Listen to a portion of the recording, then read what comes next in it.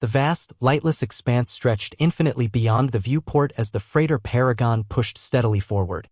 Commander Elias Kale leaned against the cold, metal panel, his boots lightly tapping the deck as he watched the stars drift by. Beside him stood Ian Blackwell, a wiry, quick-witted technician who always seemed one quip away from annoying someone. Today, Kale welcomed the company. "You know, Elias," Ian said, fiddling with a handheld scanner, "you're one of the only captains I know who'd actually stay up here during a long haul. Most folks would be sleeping off their shift or catching some lousy holidays." Kale smirked but didn't look away from the viewport. "I like knowing what's out there. Makes it easier to spot trouble." Ian chuckled. "You mean makes it easier for me to fix the trouble you find? Face it, the only reason you're up here is to keep me from getting a moment's rest." Before Kale could respond, the ship's proximity alarms began to blare. The easy banter evaporated as Ian straightened, gripping the scanner tightly. Kale shot him a quick glance. "Get to engineering. Lock down all systems. I'll head to the bridge."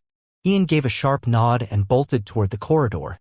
Kale ran in the opposite direction, his boots pounding against the deck plates as the alarms grew more urgent. By the time he reached the bridge, the main view screen was flashing red warnings, displaying an incoming formation of unknown vessels. The comm crackled with the tense voice of their navigator, Ensign Carla May. "Commander, multiple bogies closing fast. No identification codes and they're not responding to hails." Kale slid into the command chair, his jaw tightening. "Defensive maneuvers. Power up the shields." "Aye, sir," Carla replied, her fingers flying over the console. The first barrage hit them hard. The ship shook violently, sending Kale lurching forward. He gripped the armrests, shouting over the noise. "Damage report. Shields holding at 60%, Carla called out. "Hull integrity stable, but we've lost engine efficiency." Kale slammed his hand on the console. "Ian, talk to me. How soon can you get those engines back online?" Ian's voice crackled through the intercom. "I'm working on it, but whatever hit us scrambled half our circuits. I need 5 minutes, maybe more." "Not good enough." Kale snapped. "Do whatever you have to just get us moving again." Another impact threw sparks from a nearby console. Kale turned to Carla, his tone sharp. "Where are those ships now?" "They've surrounded us," she said grimly. "We can't outrun them." Kale's mind raced. "Prepare a distress signal. Send it out on all frequencies. Maybe someone nearby can intervene." Carla's hands froze on the console. "Sir, I think they're jamming our comms." Kale swore under his breath. This wasn't some random pirate raid. These attackers were coordinated, well-equipped, and prepared. He had seen his share of hostile encounters, but this felt different. The cold, calculated precision of their assault suggested a deeper motive, one they weren't going to reveal just yet. A moment later, the ship's lights dimmed and Kale's heart sank. "Ian?" "Yeah, bad news," Ian's voice came through again, tinged with forced humor. "They just fried our power grid. I'm patching it back together, but we're sitting ducks until then." Kale closed his eyes briefly, forcing himself to focus. Panic wouldn't help. He turned back to the main display where the shadowy outlines of the enemy ships loomed closer. He could just make out their angular designs, their sleek hulls glowing faintly in the darkness. "What do you want?" Kale muttered to himself, staring at the hostile fleet. "Why not finish us off already?" As if in answer, the enemy ships suddenly ceased their attack. The bridge fell into an eerie stillness, broken only by the faint hum of emergency systems. Kale sat back, his fingers drumming the armrest. "Carla, keep an eye on them. Let me know the moment they make a move." Ian's voice cut in again. "Elias, I've got partial power restored. Engines are still offline, but shields should be stable now. Not sure how long it'll hold if they fire again." "Understood," Kale said. "Good work." Then, without warning, a piercing signal rang out through the comm system. Carla flinched as her console lit up with unfamiliar symbols. "What is it?" Kale asked, leaning forward. "I'm not sure," she said. "It's a data stream. They're sending us something." Kale frowned. "Decode it. Let's see what they want." Carla worked quickly, her brow furrowed. After a moment, a distorted voice echoed through the bridge. The words were difficult to make out, but one thing was clear, the enemy wasn't here to destroy them. "Not yet. They're demanding we surrender," Carla said, her voice barely above a whisper. "They want our ship and crew. They're giving us 1 hour to comply." Kale clenched his fists. "Not a chance." "Ian, how's that engine repair coming?" "Still working on it," Ian replied. "Might have a shot at partial thrust soon." Kale nodded. "Carla, keep decoding that message. I want to know who we're dealing with." "Ian, push those engines as hard as you can. We're not giving up without a fight."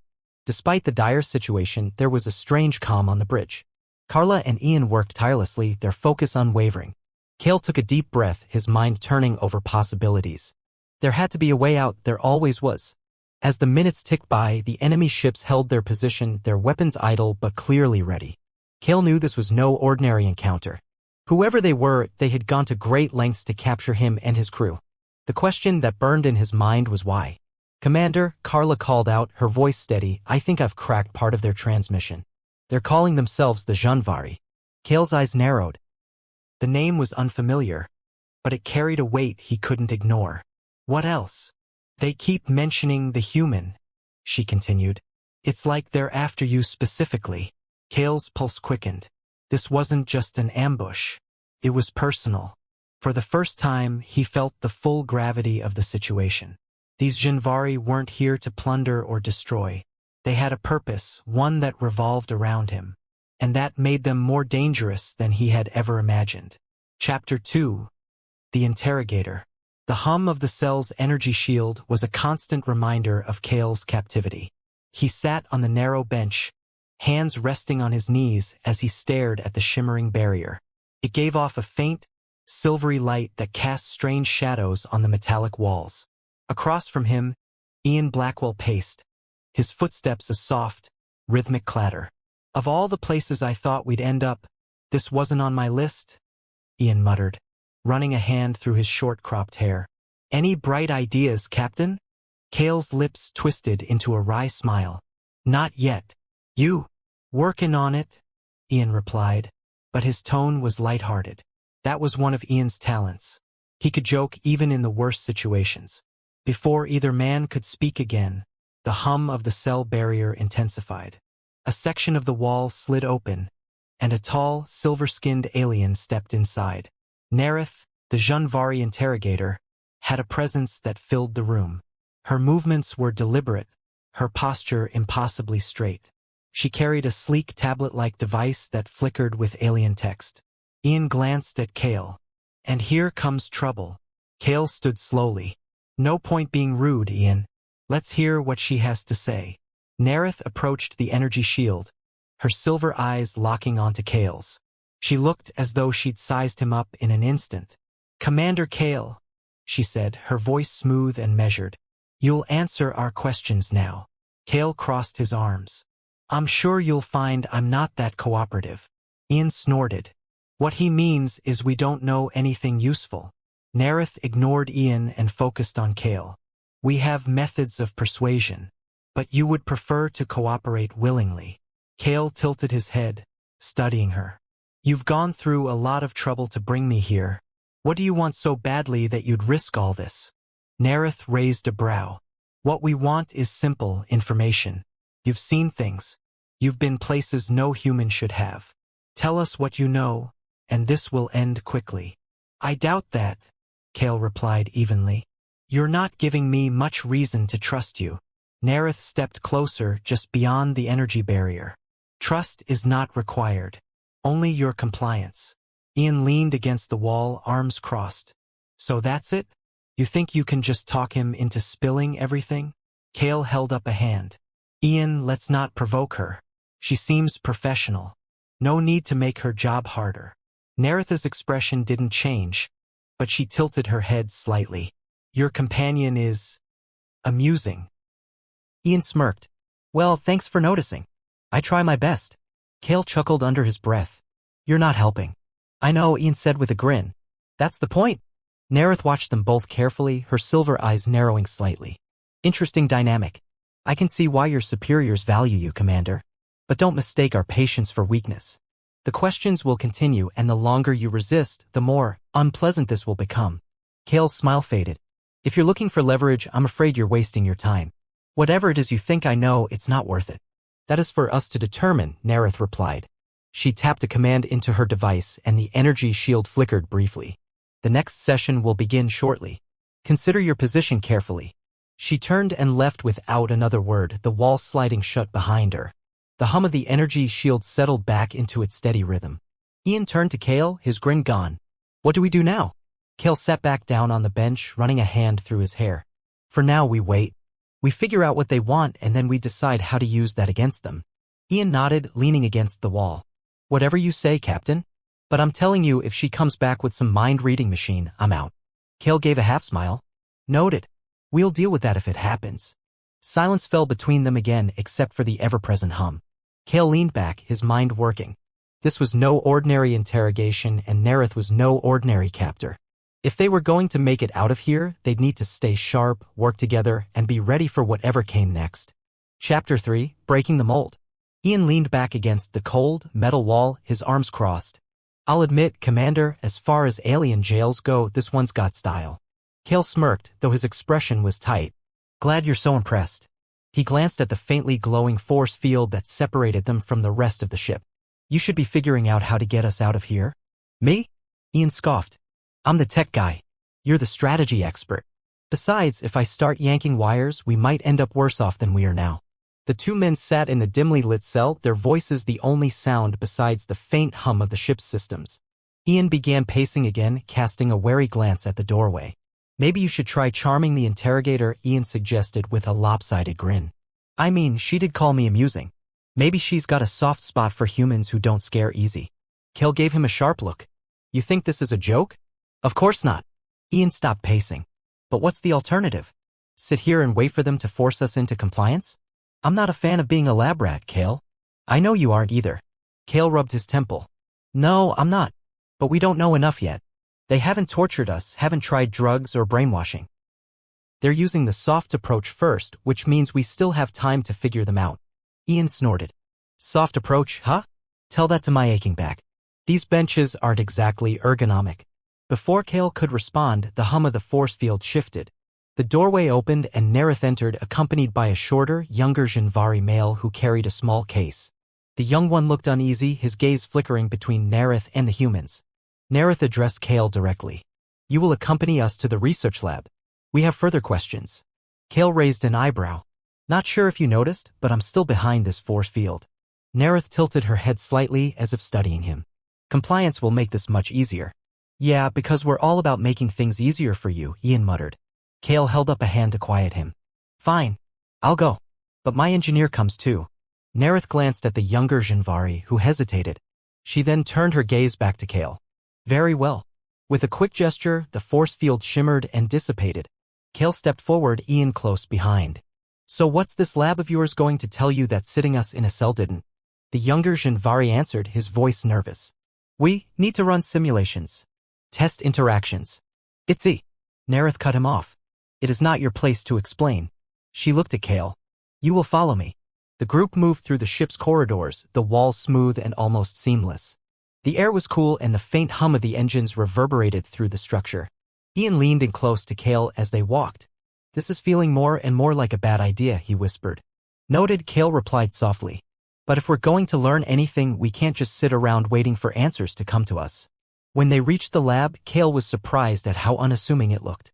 A circular chamber filled with consoles and holographic displays, it didn't scream interrogation. Nerith gestured toward a platform in the center. Step onto the scanner, she instructed. Kale hesitated. What's the scanner for? Nerith's expression remained impassive. We require a baseline analysis of your physiology. The information will be used to determine what methods are most effective. Ian muttered under his breath. Effective at what? Making us jump through hoops? Kale shot him a warning look and stepped onto the platform. He stood still as the scanner's faint light began to move over him, lines of energy mapping his body. All right, he said after a moment. You've got your scan. Now what? Nerith gestured to the younger Jinvari, who adjusted a console. You will answer our questions. Cooperate and you will be treated fairly. Fairly, huh? Kale crossed his arms. Funny. Your idea of fair looks a lot like coercion. Nerith's gaze hardened. You misunderstand. This is not about cruelty. It is about necessity. We must understand your kind. Your tactics, your weaknesses. Kale narrowed his eyes. And what happens once you understand? Are we supposed to trust that you'll just let us go? The younger Jinvari shifted uncomfortably, but Nerith held his gaze. Trust is not relevant. We will do what is necessary. Ian leaned against a nearby console, his expression skeptical. So what's your endgame here? Gather intel, maybe find out what makes humans tick, and then what? Use it against us? Nerith's expression didn't change. That depends on how this progresses. Kale exchanged a quick glance with Ian.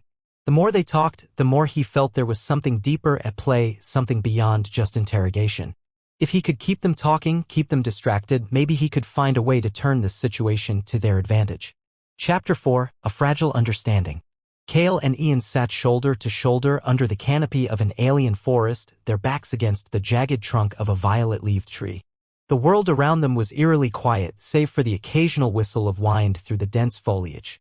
Overhead, 3 moons hung in the twilight sky, casting their pale light on the endless expanse of alien flora. Ian adjusted the makeshift bandage on his forearm, wincing. Next time we crash on an unknown planet, remind me to bring a decent medkit. Cale gave him a sideways glance. How about we just avoid crashing in the first place? Sure, Ian replied, his voice laced with sarcasm. I'll get right on that once we're back in the captain's chair. Oh wait, our ship's a pile of scrap. Cale sighed. I know this situation isn't ideal, but we need to keep moving. Those patrol drones will be back sooner or later, and I'd rather not be here when they do. Ian gestured at the sprawling forest. And where exactly are we supposed to go? We've been walking for hours, and all we've found are more trees, more rocks, and more trees. Cale unfolded a small holographic device they'd salvaged from the wreckage. The screen flickered with a rough map of the immediate area. We keep heading east. The terrain should start leveling out, and with any luck, we'll find a place to send a signal. Ian groaned but pushed himself to his feet. Fine. Lead the way, Captain. But if I get eaten by some oversized bug, I'm blaming you. They trudged through the alien forest, the terrain uneven and littered with roots that twisted like gnarled veins through the soil. Cale kept a wary eye on the surroundings, his hand never far from the pistol strapped to his side. Ian followed close behind, grumbling under his breath about their lack of proper equipment. As the hours passed, the forest began to thin. The trees grew shorter, their leaves a lighter shade of violet. The ground became less tangled with roots, and the faint sound of running water reached their ears. Ian perked up. You hear that? Sounds like a stream. Cale nodded. We can refill our canteens and take a quick break. Keep your eyes open, though. If there's water, there might be. A rustling in the bushes cut him off. Both men froze, Cale's hand flying to his pistol. Ian crouched low, his gaze scanning the undergrowth. The rustling grew louder, closer, until a creature emerged, a strange, quadrupedal beast with scales that shimmered in shades of green and blue. Its elongated snout twitched as it sniffed the air. Ian whispered, "Is it me, or does that thing look hungry?" Cale slowly raised his pistol. "Stay calm. Don't move." The creature tilted its head, its reflective eyes locking onto them. It let out a low, rumbling growl that vibrated through the ground. Cale took a cautious step forward, keeping his aim steady. "Easy," he murmured, more to himself than the creature. "We don't want any trouble." The creature took a step closer, its growl deepening. Ian tensed, his hand inching toward the knife on his belt. "Cale, if you've got a plan, now's the time to share." Before Cale could respond, a sudden burst of light streaked through the air, striking the ground near the creature's feet. The beast yelped and bounded off into the trees. Cale and Ian turned toward the source of the light. Standing at the edge of the clearing was Nerith, her slender form outlined against the glow of a handheld energy weapon. Her silver eyes met Cale's, and for a moment neither spoke. Ian broke the silence. "Okay, am I supposed to be grateful that she saved us, or annoyed that she's still tracking us?" Cale lowered his pistol but kept it in hand. "I'll settle for curious." "What are you doing here, Nerith?" She holstered her weapon and stepped closer. "I could ask you the same. My team detected your crash. I was sent to retrieve you." Ian raised an eyebrow. "Retrieve? That's a nice way of saying drag us back to that lovely cell of yours." Nerith's gaze didn't waver. "You're not." The landing platform was silent except for the low hum of energy fields stabilizing the atmosphere. Captain Elias Corbin stepped off the ship's ramp, the soles of his boots meeting the smooth, pearl-colored surface of the Curta reception deck. His second-in-command, Lieutenant Mark Givens, followed close behind, their faces set with the kind of determined calm that only a well-seasoned diplomatic crew could muster. Across the expanse, the alien queen waited, flanked by 2 towering guards who glistened in their ceremonial armor. Queen Xaveria's imposing figure was draped in cascading silks that shimmered in colors Elias couldn't quite name. Her luminous, pale blue skin seemed to ripple faintly under the platform's lights. She held herself with an almost statuesque grace, her golden eyes locked onto him with a mixture of curiosity and caution. Mark leaned slightly toward Elias. "Quite the welcoming committee," he muttered, keeping his tone low. Elias shot him a glance, his lips twitching into the barest hint of a smirk. "Keep it diplomatic, Mark. This isn't the time for commentary." Elias raised his hand in greeting. Queen Zavaria, he began, his voice steady. I am Captain Elias Corbin, and this is Lieutenant Mark Givens. We represent the United Earth Accord, and we thank you for agreeing to meet with us. The Queen's voice, soft yet commanding, carried across the space. You come with a promise of cooperation, yet your kind arrives armed and armored. She gestured toward their uniforms and sidearms. Tell me, Captain, is this the human idea of peace? Elias inclined his head slightly. A precaution, Your Majesty. Our previous attempts to reach out to other civilizations have sometimes led to misunderstandings. My crew and I carry no ill intent. She tilted her head, her golden gaze flicking to Mark before returning to Elias. Then let us hope this encounter does not follow those unfortunate patterns. Mark stepped forward slightly, clearing his throat. Your Majesty, we've studied your culture well, as much as our limited resources allow. We understand this is a sensitive moment. We're here to listen and learn. That's all. Zavaria's expression didn't soften, but she motioned them forward. Come. We shall speak inside. Elias and Mark exchanged a brief glance before following her into the towering spire that dominated the Kurta skyline. The walls inside seemed alive, pulsating with faint light as if they responded to their presence. Elias couldn't help but marvel at the alien craftsmanship. It was as though the entire structure was breathing. Don't gawk, Mark whispered out of the corner of his mouth. They're watching us. I'm aware, Elias replied under his breath. Just keep your eyes open and your tone respectful. They entered a circular chamber where a low table surrounded by seats awaited them. The Queen gestured for them to sit, and then she lowered herself into her own chair with the elegance of a bird settling onto a perch. Her guards stood at the edges of the room, their gaze unyielding. Mark, unable to resist a touch of levity, whispered to Elias as they took their seats. You think they're listening for hidden human weaknesses? Elias gave him a sidelong look. Focus. Zavaria's voice cut through the tense air. You speak of cooperation, of an alliance. Why should my people trust yours, Captain Corbin?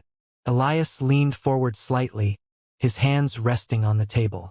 Because we've seen what isolation can do. We know the strength that comes from working together. Earth is still learning, still growing. We don't claim to have all the answers, but we do know that mutual respect can lead to opportunities neither of us can achieve alone. The Queen studied him, her golden eyes narrowing. And what would you offer, Captain? What can humans give that my people cannot find on our own? Elias hesitated, considering his words carefully. Perspective, he said finally. A different way of looking at challenges. New approaches to problems you've faced for generations. And in return, we hope to gain the same from you. We're not here to conquer or demand. We're here to exchange knowledge, to build something greater. Mark nodded, backing Elias's sentiment. We don't expect you to trust us overnight, Your Majesty. But maybe we can take one small step at a time. We're open to starting wherever you feel comfortable. Zavaria leaned back in her chair, silent for a moment. The chamber seemed to dim slightly as she contemplated their words. Finally, she spoke, her tone cautious but not dismissive. If you are sincere in your intentions, Captain, then we may consider further discussions. For now, I will allow you to remain in our city and observe. Elias inclined his head in gratitude. That's all we ask. Thank you, Your Majesty. As they left the chamber, Mark let out a slow breath. That went better than I thought it would. Elias smiled faintly. She's not convinced yet, but at least we're still in the game. Mark glanced around the pulsating walls. So, what's the plan now? Elias looked back at the Queen's distant figure. We show her we mean what we say, and we keep taking small steps forward, no matter how long it takes. Chapter 2. A Cultural Divide. Elias and Mark found themselves in a vaulted hall that echoed with every step they took. The room was filled with shimmering tapestries depicting alien constellations and long-forgotten Kurta legends. A set of low, elegant platforms surrounded the space, each adorned with strange instruments and objects whose purposes they couldn't begin to guess. It was both museum and temple, a place where Zavaria's people preserved their history and heritage. All right, Mark, Elias said quietly as they paused near a cluster of crystalline sculptures. Keep your mouth shut unless you have something valuable to say. Mark smirked, clasping his hands behind his back. You know me. I'm the picture of restraint. That's what I'm afraid of, Elias muttered before turning toward the Kurta diplomat assigned to guide them. The diplomat, an older alien named Vakhdar, approached with a measured pace. His azure complexion was deeper than Zavaria's, and his robes bore intricate patterns that shimmered as he moved. Though he had greeted them cordially enough upon their arrival, his demeanor now seemed cautious, his luminous orange eyes scanning them as if searching for something hidden. Humans, Vakhdar began in his smooth, measured voice, Queen Zavaria has instructed me to acquaint you with our customs and traditions. I trust you will listen and observe carefully. Absolutely, Elias replied with a polite nod. We're eager to learn about your culture and find common ground. Vakhdar's gaze lingered on him before he turned toward the closest platform. What you see before you are the Talaran receptors. They contain the recorded wisdom of generations preserved in crystalline form. Only the Queen herself may access their full knowledge. To touch them without permission would be considered a grave offense. Mark tilted his head, studying the delicate crystals. So, they're like a library? Vakhdar's mouth quirked slightly as though amused by the comparison. A primitive analogy, but not entirely incorrect. Mark, Elias warned under his breath, but Mark ignored him. How do they work? Mark asked. Is it some kind of data storage? A neural interface? Vakhdar's expression grew slightly cooler. You will learn more if you exercise patience and wait for the proper explanation. Elias stepped in.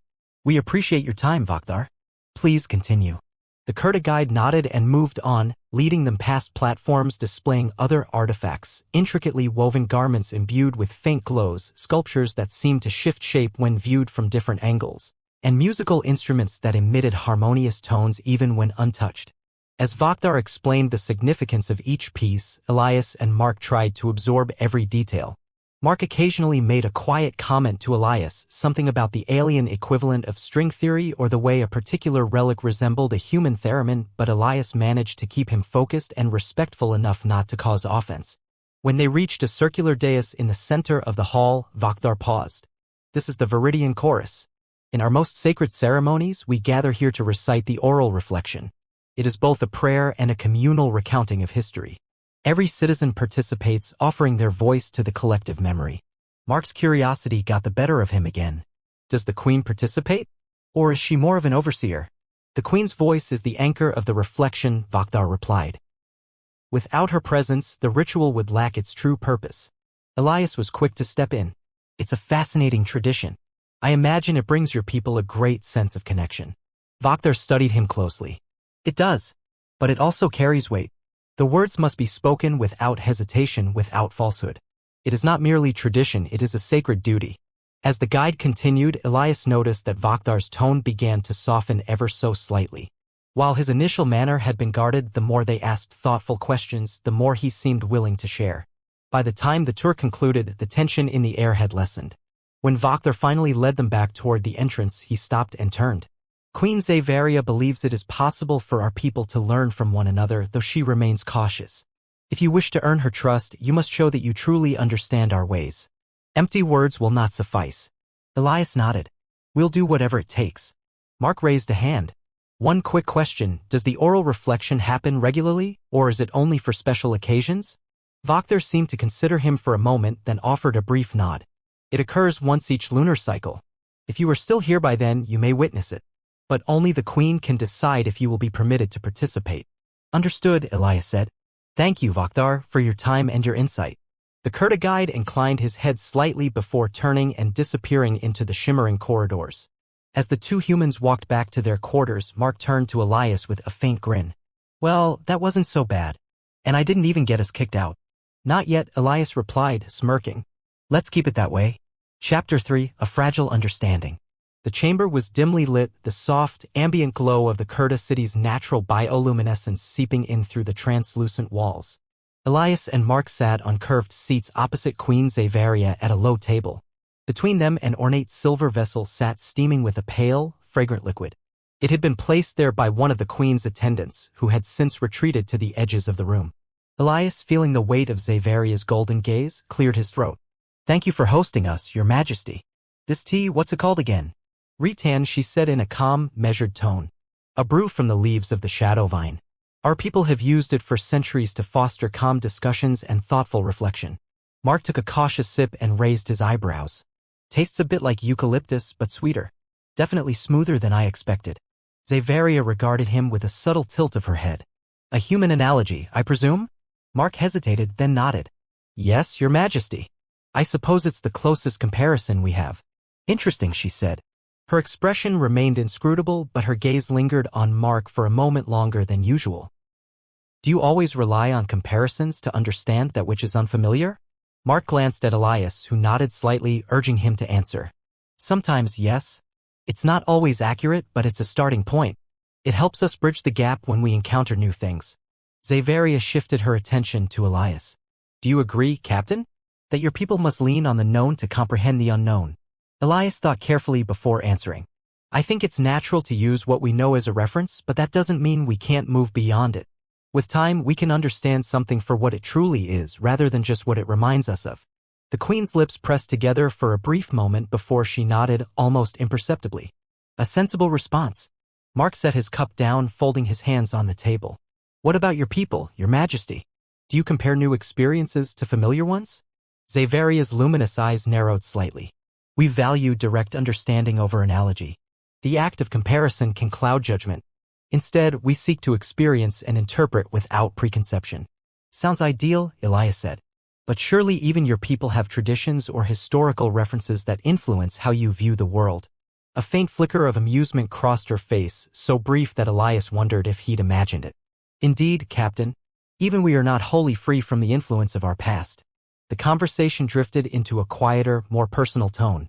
Elias and Mark began to share their own experiences, carefully choosing stories that illustrated the human perspective. They spoke of space travel, the cultural diversity of Earth, and their own personal struggles and triumphs. At one point, Mark leaned back and said, You know, Your Majesty, humans have a funny way of looking at things. Sometimes we'll look at the most difficult situations and see them as opportunities. Not always, of course, but often enough that it shapes how we approach challenges. Opportunities, she repeated as if tasting the word. And yet, you must also face failure. Absolutely, Elias said. But failure isn't the end for us. It's a chance to learn, to figure out what went wrong and try again. Xaveria studied him intently. How many times have you failed, Captain Corbin? Elias blinked, caught off guard by the directness of the question. More times than I can count, he admitted. But I've learned from each one. They've made me a better leader, a better person. She sat silently for a moment, her golden eyes searching his face. Then she turned her attention back to Mark. And you, Lieutenant? How do you handle failure? Mark chuckled softly. With a lot of grumbling, a fair amount of pacing, and eventually some reflection. I'm not going to pretend I enjoy it, but it's part of the job. You can't get everything right on the first try. Xaveria's gaze lingered on him, then returned to Elias. Your openness is unexpected. Most who come before me speak only of their strengths and victories. They hide their weaknesses as though they are shameful. Honesty builds trust, Elias said simply. The Queen's expression softened, her rigid posture relaxing slightly. Perhaps, she said. Perhaps you are different from those who came before. The chapter ended on that note, a tentative understanding, a slight thaw in the Queen's icy demeanor. Elias and Mark exchanged a glance as they left the chamber, both sensing that while they were far from earning the Queen's full trust, they had taken the first true step toward it. Chapter 4, Building Bridges. Elias stood just outside the great hall's entrance, adjusting his jacket and taking in the unusual sight before him. The courtyard was alive with activity as the Kurta festival unfolded. Translucent lanterns floated in the air, their light casting shifting patterns across the square, while alien performers moved in synchrony to haunting, melodic tones that resonated through the city. Everywhere he looked, there was a new marvel, delicate sculptures that glowed softly, vendors offering unfamiliar dishes, and small groups of Kurta exchanging greetings with faintly glowing gestures. Mark appeared at his side, grinning as he scanned the crowd. Quite the event, huh? Beats a human street fair any day. Elias chuckled. If by beats you mean completely overwhelms the senses, then yeah. It's impressive. Think the Queen's around here somewhere? Mark asked, rocking back on his heels. Or is this one of those show yourself at the last minute and stun everyone kind of deals? Elias shook his head. We'll know when we see her. For now, let's try not to look too out of place. Mark gestured toward a group of Kurta standing near a long table. How about we check that out? They look like they're offering drinks. Just don't insult anyone, Elias warned as they made their way over. The Kurta at the table greeted them with polite nods. A tall, silver-robed figure poured a luminescent liquid into small, crystalline cups and handed them out. Elias took one cautiously and sniffed it. The aroma was floral and slightly sweet. Mark, already a step ahead, sipped his and let out a low whistle. Not bad, Mark said. Kind of fruity, kind of herbal. I could get used to this. Elias took a small sip. The taste was light and complex, but not unpleasant. He glanced at the server, who was watching them with curiosity. Thank you, Elias said, hoping the tone would convey respect. The server inclined their head and moved on to the next guest. See? Mark said, elbowing Elias lightly. We're blending right in. Sure, because humans are known for glowing skin and flowing silver robes, Elias muttered. They wandered through the festival, stopping to watch the performers and sample some of the alien cuisine. Mark tried what appeared to be a spiraled fruit, while Elias stuck to something that resembled a steamed dumpling, though its filling was a mystery. Not bad, Mark said, chewing thoughtfully. Tastes like? I don't know. Sweet potatoes and something smoky. Elias nodded. I'm just glad it's edible. As they made their way deeper into the festival, a hush fell over the crowd. All attention turned toward the grand staircase at the far end of the courtyard. Queen Xaveria appeared, descending gracefully, her flowing garments catching the light. Her golden eyes scanned the gathering, and for a brief moment they met Elias's gaze. Mark leaned closer. That's our cue. Time to look official. Elias straightened his posture as Xaveria approached. She stopped a few feet away, her gaze flicking between the two humans. Captain Corbin, Lieutenant Givens, she said, her voice calm yet commanding. You are exploring our traditions. Yes, Your Majesty, Elias said. This festival is extraordinary. It's an honor to witness it firsthand. Xaveria regarded him for a moment before turning to Mark. And you, Lieutenant? What have you learned? Mark hesitated, caught off guard by the direct question. Well, Your Majesty, I've learned that your culture values artistry and precision. Everything here, from the food to the performances, shows a level of care and craftsmanship we don't always see back home. It's impressive. A flicker of what might have been approval crossed the Queen's face. I see. It is good that you observe rather than simply consume. We're here to learn, Elias said, meeting her gaze. Not just about your customs, but about what makes your people who they are. Xaveria nodded once, then gestured for them to follow. She led them to a quieter section of the courtyard where a low table surrounded by cushions awaited. Once they were seated, an attendant served a different kind of tea, this one darker and richer in aroma. For many cycles, our people have celebrated this festival as a time of reflection and renewal, Xaveria said. It is not merely a display of AR. Quiet. The robed one inclined their head slightly as if considering her words. Others exchanged glances, their expressions ranging from skeptical to thoughtful. Cale felt the tension in the air. He knew this was just the beginning. One speech wasn't going to change centuries of mistrust. But if even a few of them started to see things differently, it would be a start. After what felt like an eternity, one of the leaders, a younger Janvari with a curious, almost hesitant demeanor, stepped forward. Perhaps we can explore this idea further. With caution, of course. Nerith inclined her head. That is all we ask. The younger leader nodded, then stepped back into the group. A few others murmured their agreement. The armored one crossed his arms, clearly displeased, but said nothing more. The robed leader gave a faint nod, then turned to leave. As the gathering slowly began to disperse, Cale let out a breath he hadn't realized he'd been holding. Ian clapped him on the shoulder. Well, Captain, I think you just survived your first interspecies debate. Not bad for a guy who usually lets his fists do the talking. Cale smirked. Thanks, Ian. I think. Nerith turned to them, her expression softer than usual. You did well. This was not an easy crowd to convince. Cale nodded. It's not over yet. But it's a start. Ian gestured toward the now empty chamber. What's next, boss? Back to hiking through alien wilderness, or do we finally get a decent meal and a bed? Nerith allowed herself a faint smile. Let's see where this path takes us. For now, we've done what we can. Cale and Ian exchanged a glance, then followed Nerith as she led them out of the chamber. The future was uncertain, but for the first time it felt like there might be a way forward, one step at a time.